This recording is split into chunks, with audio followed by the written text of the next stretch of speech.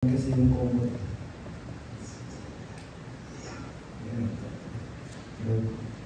So, di ba Michael? Okay na, di ba? Naglakad ka ba? Sa school o pupunta dito? Okay. So, welcome. Nice to see you. Thank you for coming. So ngayon, these guidelines, before I start, maybe we will adjust a little in time natin because the next will be the rosary at I believe it's at 11. It's at 11:30. Okay lang pala. So, akala ko 11:15. So 11:30 yung rosary. I think it's you're at church. Hindi na sabihin na. Okay. Sige lang. Okay. Dahil lang. Simple lang naman na rosary. Okay? But the point is, I'm sharing because I'm saying that kasi I think we need more time to really encounter God. So this moment, these guidelines is to experience deeply the unconditional love of God to us that proves that He is our true Father. So, to experience once again the love, the unconditional love of the Father that proves that He is our true Father. Last night, as we were sharing with the advisor kagabi, so, ano yun, nagmalitas kami kay Pagabik. So, siguro natapaan siguro yun sa kabilang dito. Pero naalala ko, yung kuya niya, si Kuya Alex. Yung first time niya nagbisita, first time ko siya nabisita doon sa Cebu, he was working abroad in Saudi. So he was sharing to me, I think I don't know if I shared it so sa inyo. Really, I was struck kasi he met ang kanyang second baby when it was after 2 years. After 2 years. So kasi when he left, the wife was pregnant with the second baby. 2 years kasi yung contract, so hindi niya, yung isinilang yung bata, hindi niya nakita. So, nakita sila, 2 years old na yung baby. So the scenario is this, they were sinalubong ng misis niya, siya, nung dumating siya after 2 years sa airport sa Manila. And so he was so excited, oh my goodness, I will see my second baby. Kamukha ko kaya siya. And then, nakita niya yung wife, so of course, we saw the baby, like, oh, my baby! And the baby cried out, and then, gano'n, kasi hindi niya kilala eh. And then he said this to me, Bong, tawag sa akin, Brad, ang sakit pala na yung sarili mo anak, hindi ka kilala. Sakit. So, medyo napaluwa siya konti nung share siya. But then, sabi mo na, pero, alam mo, yung consolation ko, ang Tagalog ko.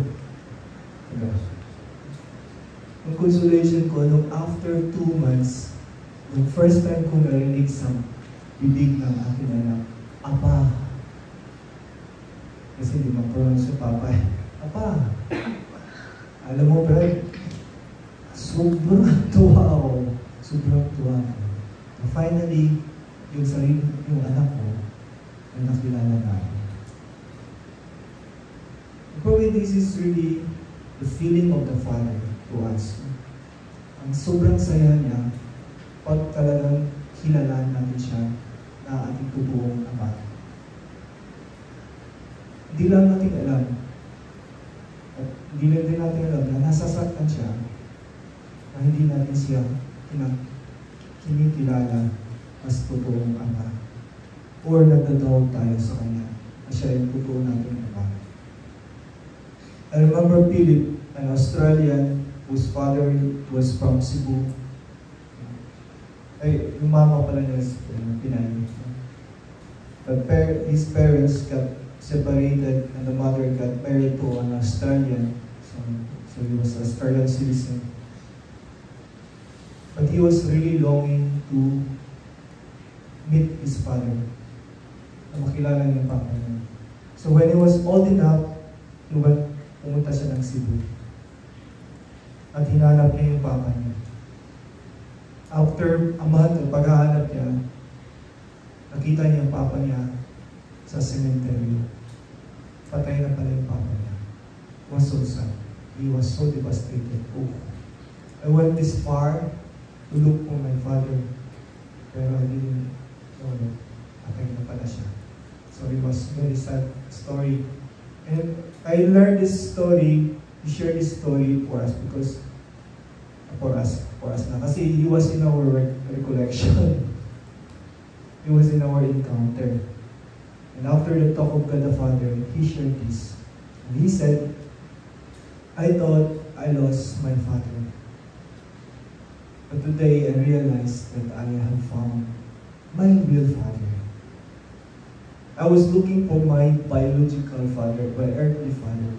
But I didn't realize that my true father is God.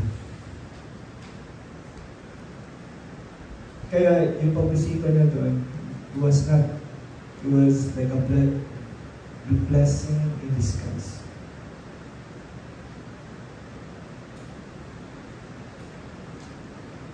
Sino nga ba ang ating Ama?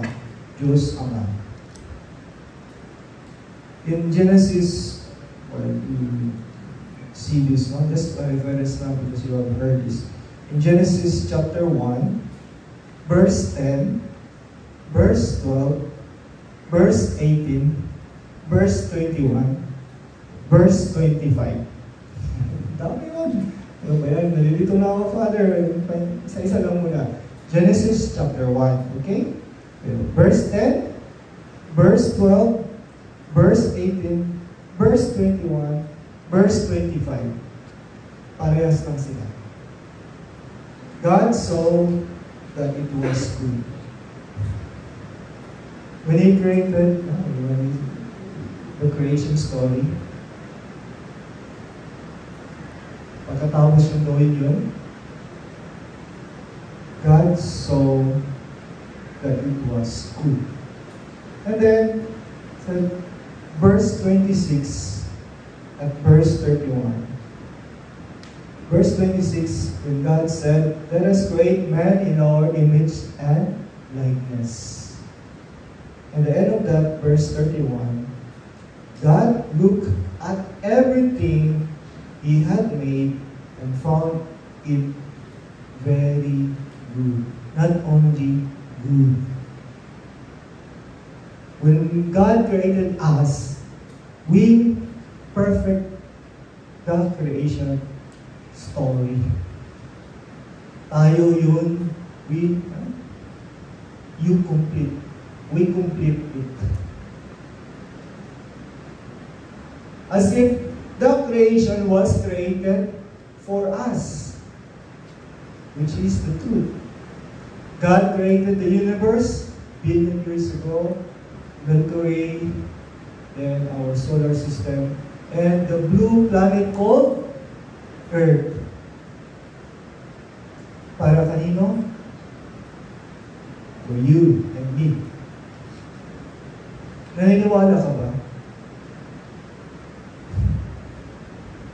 That's the thing. The song says, help me believe. Kasi pag naniwala ka, we are the richest. All of us, we are. Ang yaman natin. Kasi ang ating Ama ay the creator of all these things.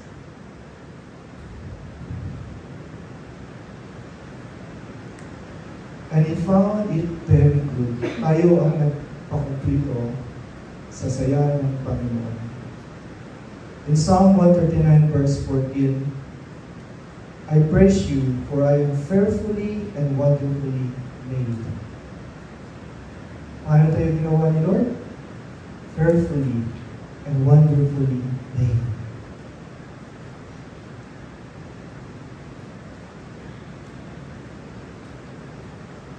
ibig sabihin? Delicately, God, with delicateness, He created us. Hindi tayo ginawa para, sa factory. Alam mo pagkain mo, pagaling sa factory. No, we are especially made. Each of us, especially made. Kaya narinig natin, we are all unique. Because God take good care of how He made us. And God proved that in Isaiah 43 verse 3 to 4, Isaiah 43 verse 3 to 4, I give Egypt as a ransom for you, Ethiopia and Seba in exchange for you. Why? Because you are precious in my eyes and honored, and I love you. I give people in return for you, a nation in exchange for your life. And we all know it was not only people, it was the Son. His only begotten Son. Listen, right? For God so loved the world that He gave His only begotten Son para to ransom us. Because we are precious in His eyes. Because He loved us.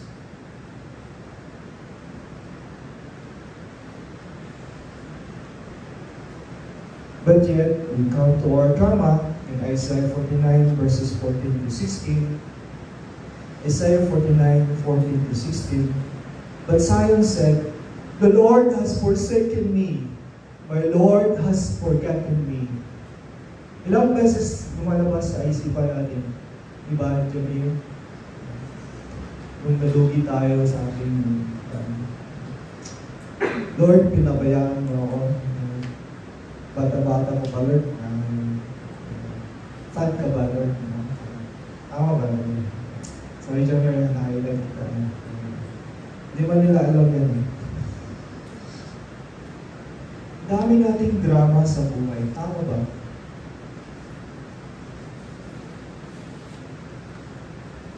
And I said to you, God said, can a mother forget her infant without tenderness for a child in her womb? Even should she forget, I will never forget you. See, upon the palms of my hand, and engrave you. When we were in Bukid Kabataan, sino nakapunta ng Bukid Kabataan? The girls, no? Here, Carly, Derek, Mac, and the rest. Why they are there? Of course, because they were abused. They are not just abandoned, they were abused.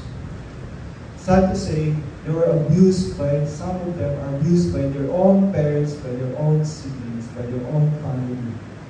Sexually and physically abused at a young age. And this is real, a reality. Can a mother forget her infant?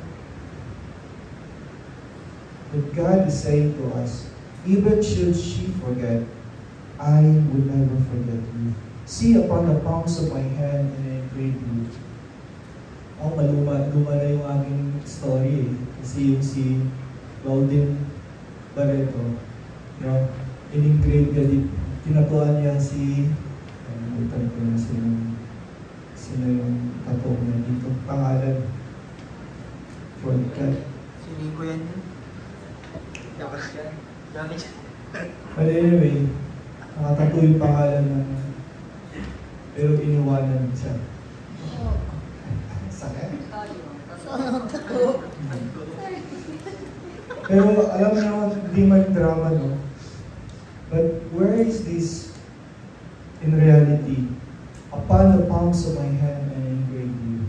Where is that palm? And this is the palm. God engraved our names.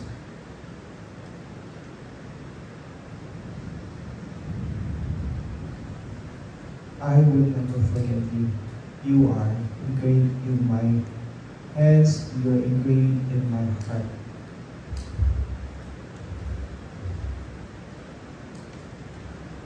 The main passage I'd like to ask you to pray. This is for me, is the prodigal son in the Gospel of Mark. We all know the prodigal son story. Tama ba? I don't want to. In Mark chapter 10, verses 46 to 52. Mark chapter 10, 46 to 52. This is the main passage. Okay. This is the blind Bartimaeus. Okay? And he illustrates the lost son. Okay. Bartimaeus, this is Mark chapter 10, verse 46 to 52. In Mark chapter 10, in the same chapter, verses 17 to 22, this is the rich man. The story of the rich man. Prior to the story of Bartimaeus, the blind Bartimaeus, was the story of the young rich man. And some Bible scholars would say that the rich man was Bartimaeus, who got blinded because he did not follow Jesus, because he got stuck with his riches. Remember? He prepared his riches. And Jesus told him, go and sell everything, give it to the poor, and come and follow me. The ending was he was sad because he was very rich. He did not let go of his richness. And in other words, he got blinded, he got stuck like blind Bartimaeus. Okay? Again, you? In verse 46, Mark chapter 10, verse 46, Jesus and his disciples came to Jericho. Is this the first time that Jesus was passing to Jericho? Same, is not? But no. Jesus was keep passing by again and again in this world. Until blind Bartimaeus noticed him. Same sa buhay natin. When we are blinded again by this world, stuck by this world, Jesus passed by again and again and again and again and again and again and again and again.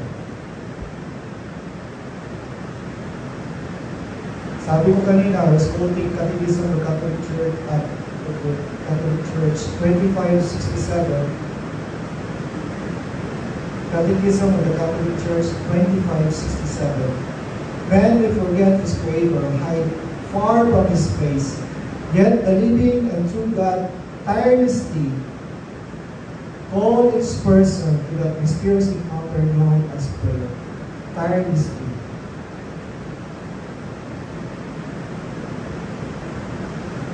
In the song, I don't know if you're really listening to the song, it's so beautiful. Really, the song, What You Say. I am not dirty. You call me clean. Some call me hopeless, wretched, and cheap. Maybe hindi yung iba, maybe tayo. When we fall to sin, we feel so dirty.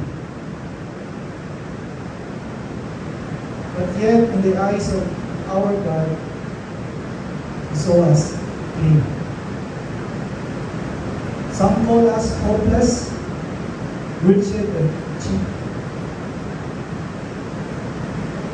But the voice from hell have no grip on me, because you say, child, you are beautiful, you are wonderfully made, and I formed you and made no mistake. Kaya makita natin si Jesus in verse 49. Jesus stopped and called and said, call him. When Bartimaeus was calling out, Jesus, Son of David, have mercy on him, they were scolding him.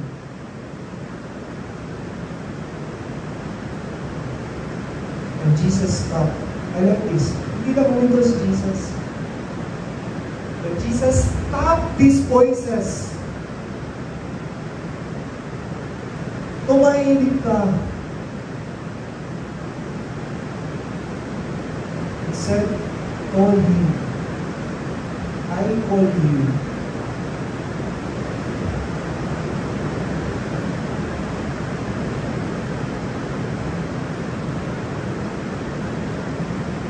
You heard me sharing many times this story. And then it was more or less 5 years ago. I come to face with Jesus with the reality that I want to ignore. Ano bang yung reality? Kasi it was echoing to me ang sinasabi ng aking mama sa akin. Alam mo ba, namintis ka. Ang lakas ng topic mo when I conceive you. Well, actually, so we are 4 students. Ang ate ko and my kuya, there are 4 years gap. Okay? Bakit 4 years? Because yung nanay ko, while he was working as a clerk in the National Statistics Office, she was also promoter of not the family planning, but not natural. So I grew up with condoms and pills sa bahay. And to my childhood innocence, I thought yung pills are fertilizer. So ginagamit yung mga pills, init ko sa water, binibili ko sa tanim. Is the contrary pala. But I was so innocent. Yung condom, ginagawa na yung balon niya. Okay. I grew up with that. Because my mama was nagbibigay siya ng lecture. Okay? So, porn. So, my elder sister and my older brother, 4 years yung gap nila. Ilang gap sa akin? 2 years. Supposed to be another 4 years. Pero 2 years. So, ano ako? In this. Devils keep playing on my mind. Still, I was haunted by that. And, hindi lang because of their voices. Nakikita ko sa sarili ko, I have my tendencies. I have my insecurities. I have my... You see me standing here. But I tell you, I'm very shy, I'm very afraid, I'm very insecure as a person. I rather do other things. That's my strength, basketball, mountain climbing, gala. But to be fun, to be... but because... I was not chosen. Hindi ako pinili. I was not wanted by my parents. Namintis na ako. That I brought out. I don't want, I'm sharing this to you because this is something was happening me from within. 5 years ago, I had the courage to speak about it. Lord, really? You really wanted me? I don't get it. My own mother would say na malakas yung kapit ko. Very clear. My younger brother, 3 years na namin gap. So at least, pasok pa sa 3. Pero ako 2 years. And then the Lord, hinay-hinay. I was born November 11. We do mathematics. 9 months before is February. To be exact, February 11. What is February 11? Our Lady of Lourdes. Lourdes. Okay? Nung kinasal yung parents ko, anong parish? Our Lady of Lourdes. When I was growing up in the serving the Lord, anong parish namin where I belong? the lady of words. This is facts. Is it coincidence? Maybe. Or maybe the Lord is saying, hindi ka in this walk. I wanted you. I wanted you.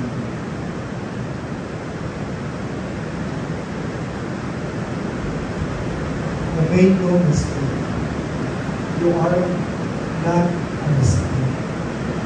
Kaya, 5 years ago, in a Mount Retreat, I had my drama. Yak-yak ko. Because I was really touched because finally the Lord wants to heal me in that area. And I'm sharing this to you because maybe until now, we still think maybe in some areas of our lives that we are mistakes, that we are not wanted. Because I'm like this, I'm like that, my parents love my sister, like the song of child. But those voices from hell have no people me. You still say, child, you're beautiful, you're wonderful made. When I formed you, I made no mistakes. So we'll have no time for prayer.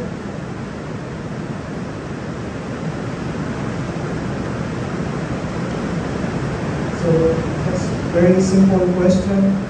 What is the Father telling you through the guidance given and through the passages? Very simple like that. So guide for you to pray. You can pray whatever touches you. This is the guide. Anong sinasabi ng ating Ama, Diyos Ama, sa guidance at sa mga passages?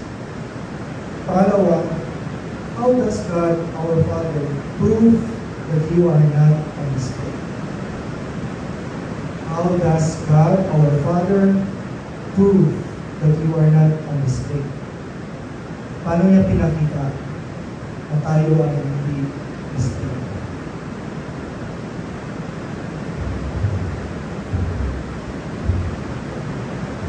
So we can have prayer maybe until 11:45.